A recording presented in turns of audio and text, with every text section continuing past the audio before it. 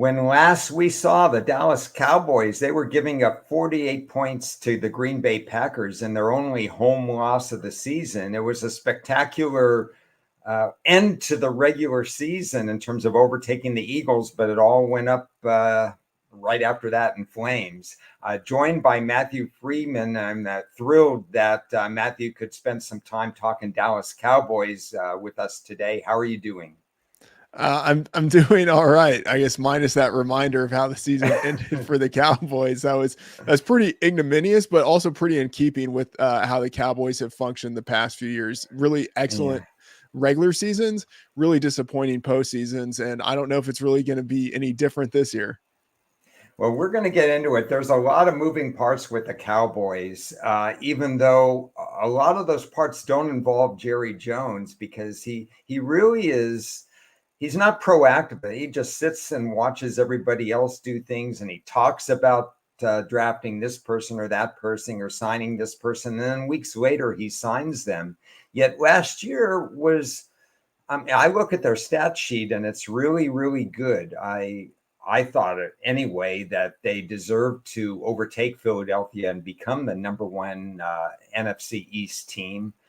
They did lose their defensive coordinator this year, and they add an old one, a guy who I think it was 1999. Don't quote me on that. Mike Zimmer, when he took the Cowboys defensive coordinator job and he held opponents to under 50% passing. Mike Zimmer made his mark with the Cowboys as defensive coordinator, went on to have a pretty good career in a variety of places. How do you assess the Mike Zimmer hire? I don't hate it the way that I could have hated it if it had been, someone else, maybe some younger guy who hasn't really been a coordinator anywhere else. Like with Zimmer, I feel like you have a pretty strong sense of what you're getting.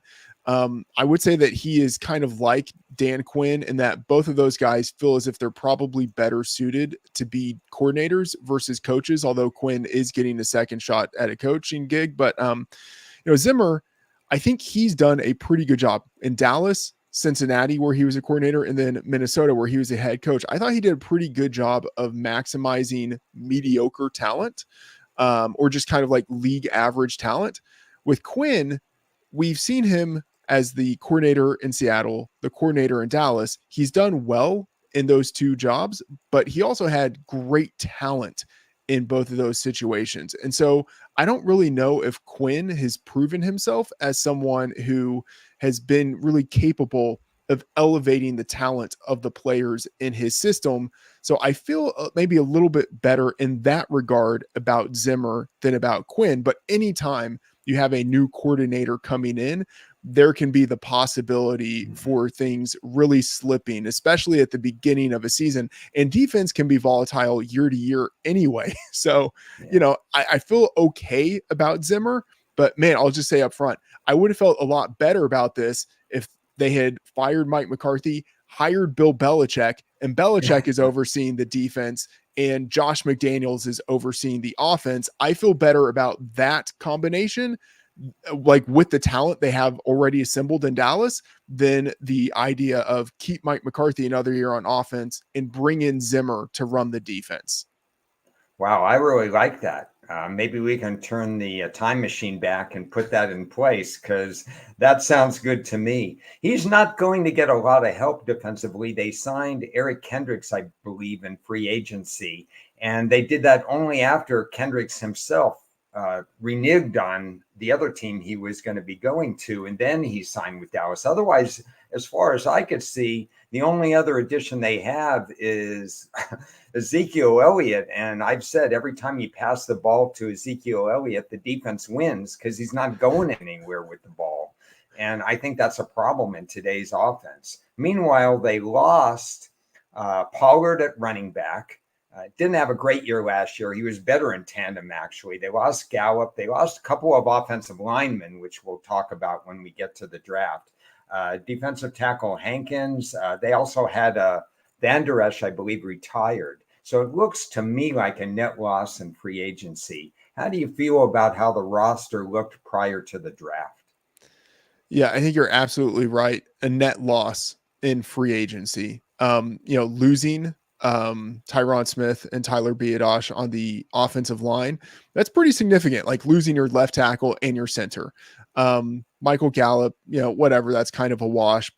Presumably he's going to be replaced by Jalen Tolbert.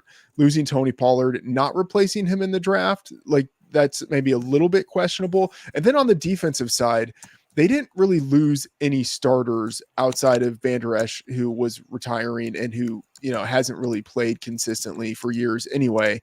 And then also lost Stephon Gilmore, perimeter corner, but you're getting back Trevon Diggs coming back from injury. So you didn't really lose a lot on the top of your defense at the starter levels, but you lost a decent amount of depth in free agency.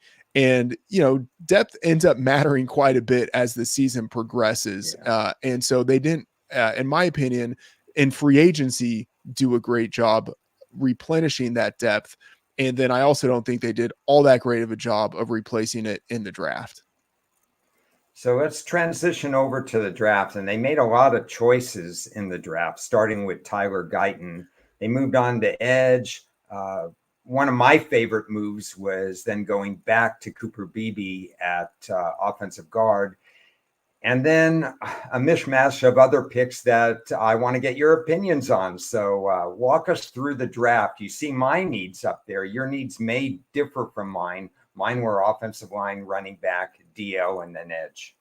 Yeah, I really liked the move in the first round of trading down, acquiring an extra third rounder, and still being able to get a first round caliber offensive tackle in Tyler Guyton. I thought that was a really great move. Yeah. I loved that on day one. And then on day two, it's fine taking Marshawn Nealon. I don't think that was really a position of need, but it's almost impossible to have too many edge rushers. I wouldn't say that they really got him at a value. And, just kind of from a prospect perspective, I'm a little bit skeptical as to whether he actually makes a difference, but, fine. Getting someone in the trenches, it kind of works. Cooper Beebe, I like the move in that they needed another offensive lineman, and there's the possibility that he can slide in as an interior offensive lineman. He can slide into center. Now, that's a little bit of a projection, but there's the possibility, at least, that he can do it. So I'm fine in theory with those picks. I think the linebacker out of Notre Dame, they severely overdrafted. And I wouldn't really say it was a massive position of need anyway. And then, day three, these are guys who probably aren't going to make that big of a difference. So I liked how they started day one. After that, it felt like a little bit of a mishmash. The one thing I can say is, like, I'm glad that they didn't reach on a running back in the second round or something like that, but they also didn't take a running back. And I mean, granted, running backs probably don't matter all that much, but I would have rather had you have, a round 3, a round 4 runner than the ghost of Ezekiel Elliott at this point. Yeah, I'm obviously very surprised they didn't take a running back. I'm with you about the Notre Dame linebacker. I had him with a 6th round grade. I had Florney, I believe, with a 5th round grade. So, that was okay, but I don't see him in my positions of need. Jerry talks so much about a couple of the draft choices at running back, and then other teams went up and got him before Jerry was able to pick. And I say Jerry because he practically does everything for them in the draft at 56, but they didn't pivot back to that. I just really can't believe that they're going to go to war with the running back group that they have right there. I still have some concern in the interior defensive line. I would have liked better picks as well on day 3. So I'm a little concerned that they lost ground overall. I think you'd probably agree in draft and free agency. They could have done this a little different. Guyton probably starts. Do you see any other starters in this group? No, I mean, maybe Cooper Beebe. I think the big question is who ends up playing center. It's, probably not BB because, he's by trade more of a guard, but maybe they end up liking him more than Brock Hoffman, who was on the team last year, a 2022 UDFA, who's I think kind of assumed to be the starting center this Mhm. year, but there's no guarantee. And so maybe BB is able to solidify himself as the pivot. But again, that's a projection. So yeah, I agree. Outside of Guyton, I don't really see a starter in this group. And it's also not really certain that Guyton ends up starting at left tackle. He's also a little bit more of a project. And so, Yeah. maybe it's a situation where they end up having to kick Tyler Smith out from left guard to left tackle. And Guyton ends up playing at guard. And if that's the case, then you have an entirely new left side of your offensive line, which can also be kind of a little trouble inducing. So yeah, a lot of uncertainty on that offensive line. And the two potential starters they do have, no guarantee that those rookies actually end up being good starters for them. So you've covered this a lot from a fantasy standpoint because that's one of your bread and butter areas. What happens when a team actually doesn't run the ball that well? You've got a Dallas team that I'm concerned about their run pass balance because I'm not sure they're going to. I don't think Ezekiel Elliott is going to break off 10 and 20-yard runs routinely. So they're going to have to rely on a pretty capable group of pass catchers, but defenses know that as well. Before we get into the schedule, what's your take in terms of a team like Dallas, who I think is going to have to pass more this year? I hope they pass more this year because I feel like anytime they run the ball, it is basically going to be a loss of a down for them. So I will say pleasantly surprised by Mike McCarthy's play calling last year and the offense as installed each week by Brian Schottenheimer. The thing is they have a very talented team, good enough to win 12 games 3 years in a row. They can win 2/3 of the games on their schedule without it feeling like a stretch.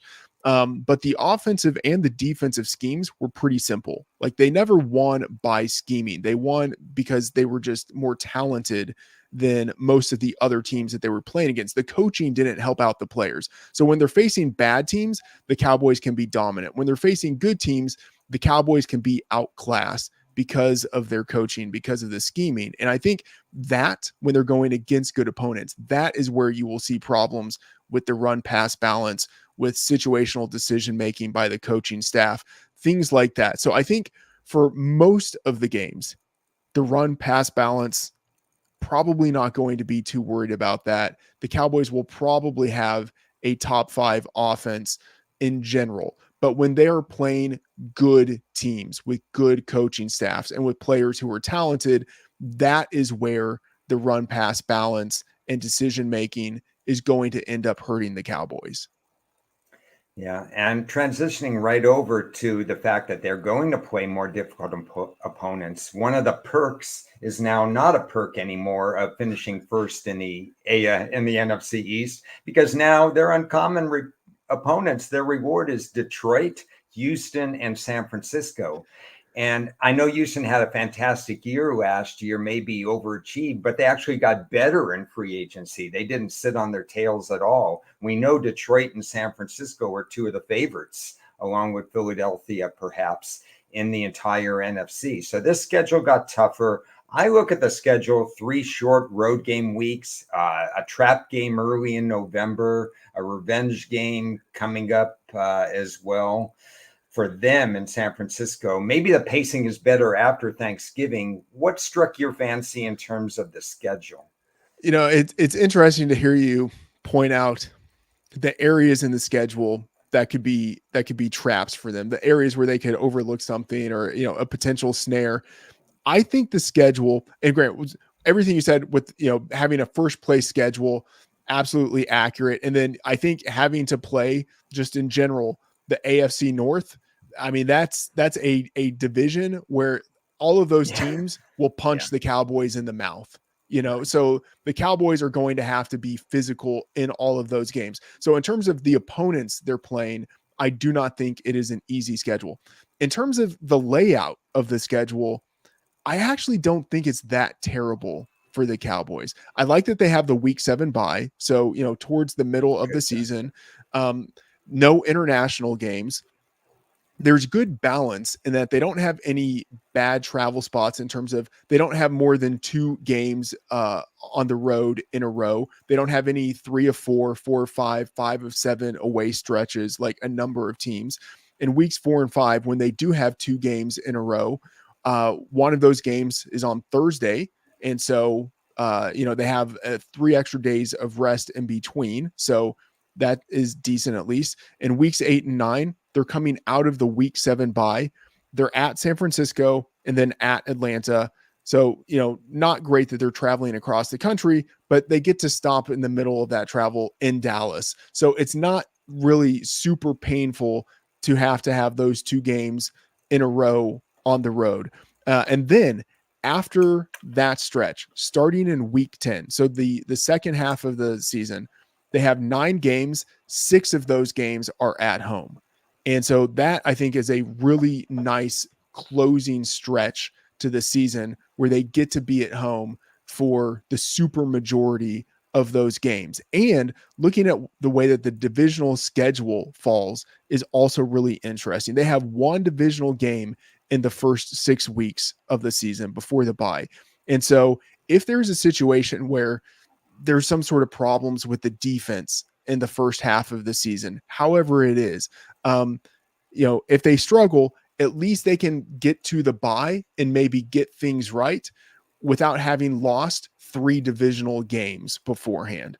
And then when they have their 5 remaining divisional games, all of those games are week 10 to week 18. And that is when they have 6 of 9 games at home. And so I think that closing stretch for them could actually be situationally pretty decent.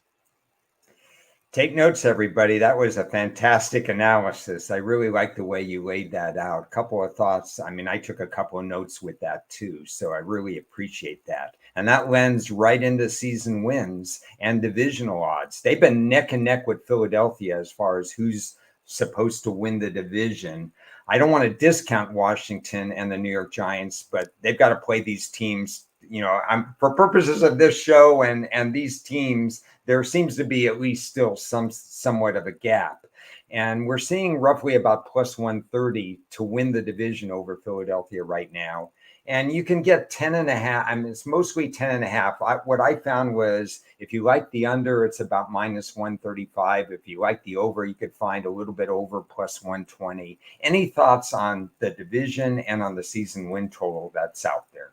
Yeah, looking at the win total right now on DraftKings, and I'm referencing that just because it's a widely available book. Yeah. The over of 10.5 is plus 130 at DraftKings right now. And I have it projected at 10.8. So, I'm close to the number that is out there in the market. And I would say I see slight value. I haven't really bet it yet because I don't know if I'm going to be bullish on the Cowboys. I don't know if I want to do it in a way to where it's just plus 130 odds. And so maybe I would be thinking about Cowboys, even though this is just totally unrealistic because Mike McCarthy is the head coach, Cowboys, to make the Super Bowl or something like that. Like if I'm going to be bullish, I don't think I'm going to do it saying, I think it's 10.8 wins instead of 10.5. Yeah. And with the odds to win the division, there are a couple of ways of thinking about this. So one perspective is that I do have the Cowboys as the highest projected win total team in the division. I have the Eagles at 10.3, Cowboys at 10.8. So you could say, all right, I think the Cowboys should be favored to win the division. If you're looking at looking at DraftKings right now, they're not. They're plus 130. The Eagles are plus 115. So you could just kind of eyeball it and say like, well, there's maybe a little bit of value there. But, if you're looking at an odds calculator and, we have one in life and you're trying to think probabilistically, the plus 130 odds comes out to 43.5%. And I haven't, used a season simulator, like they have it unabated or various ones, but 43.5% still feels just a little too high. just kind of shooting from the hip, I would probably have it closer to a 40% chance that the Cowboys win division versus the 43.5% implied by the plus 130 odds. So I haven't bet the Cowboys at plus 130 to win the division. I probably won't do it, but I do think they should be favored in the market. Yeah, I'm with you on how I assess probabilities. So I like that analysis as far as what it implies, what you have to get. Are they going to win the division 4 out of 10 times if they simulated it that way? And that's pretty much about where I'm at there. The way I took the stand is I did take the Eagles to win the division for a couple of different reasons. Number one, they have a softer schedule. Number two, I think their roster improved versus Dallas's roster went down a little bit. And I also, I just, it wasn't verified that Jalen Hurts got hurt or not hurt. He seemed to play hurt because I felt that even at 10-1, they weren't that great last year. And to me, it's easier to say that that was their floor and they could get better. They do have 2 new coordinators. Dallas has 1, so they have growing pains that way. But I like what you said about Dallas's schedule. So we'll see. Maybe Philadelphia has the lead and Dallas tries to catch them again, just like last year. That would be interesting, I guess. Final thoughts. Here's my list. McCarthy, I'm going to ask you this. Is McCarthy in trouble if, for example, they go one and done in the playoffs again? You referenced a little bit about Guyton. Maybe he starts at left tackle, maybe not. I think there's growing pains if he starts at left tackle. The schedule has its ups and downs, as we referenced. How does that transition from Mike Zimmer go? And then finally, is this really the running back room we're going to see in September? There's still some questions. There's still some roster moves that might need to be made. Talk about this and anything else you'd like to do as far as your closing thoughts on the Dallas Cowboys. Yeah, I think these are great questions. These do feel like the questions of the season. I think it's almost just locked in stone. If Mike McCarthy does not win a playoff game, he's out. I don't know who would be the guy to replace him, and maybe that would be Bill Belichick. The idea of Belichick going to the Cowboys, it just feels like such a Jerry Jones kind of move that I'm honestly surprised he didn't try to do it this year. But yeah, I agree. For Mike McCarthy, it's win a playoff game or bust this year. And I think, outside of this list of questions that you have here, one other question for me would be, what are the Cowboys doing with their contracts? This is the final year for Dak. This is the final year for CeeDee Lamb on his contract. You also have to make a decision of what you're going to do eventually with Micah Parsons at edge. He has 2 more years on his contract, but Jerry Jones has said this is an all-in kind of year. I haven't really felt that based on the moves that they made in free agency and the draft. And also just based on the fact that they haven't really done anything with Dak and CeeDee Lamb. And maybe to Jerry Jones, all in means like, this is it. Like, this is the final year.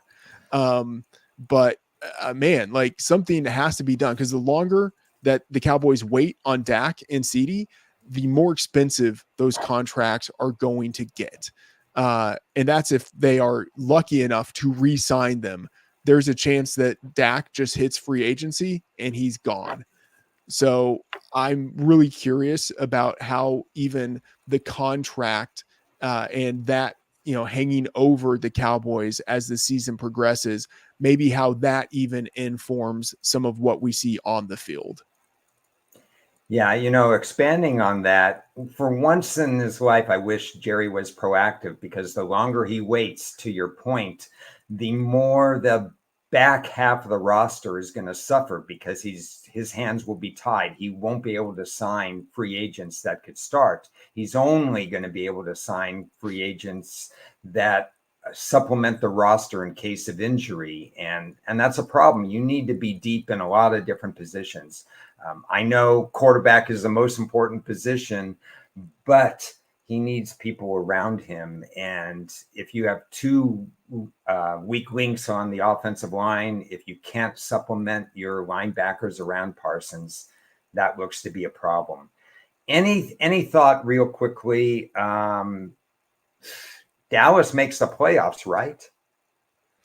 I mean, yeah, it's really tempting to say. So it's funny, Dallas 12 wins 3 years in a row, and then I have them projected at 10.8 wins. So I mean, I have them making the playoffs. 10.8 is a very respectable number. It is a dip down from what they did last year, an acknowledgement of the fact that they did lose players in free agency and didn't really replace them. But yeah, I do think that the Cowboys end up making the playoffs once again. And then I'd say once again, they probably lose to a team that is better than they are. So with Dallas, it's really different. You see some of these teams and they're happy to make the playoffs. They want to make noise. They want to build. With Dallas, the season starts with the playoffs. So Yeah. we'll see what that's all about.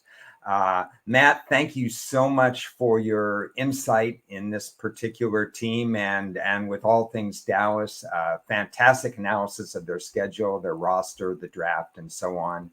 I'm back in about half an hour or so to talk about a different division. We'll talk about the Green Bay Packers, talking about a youthful team and where do they stand in a division that's really in a NFC North, which I think is really improving. But meanwhile, Dallas and Philly down the stretch, it's going to be exciting. Thanks everybody for watching. Thanks again, Matt, and see you in about a half an hour.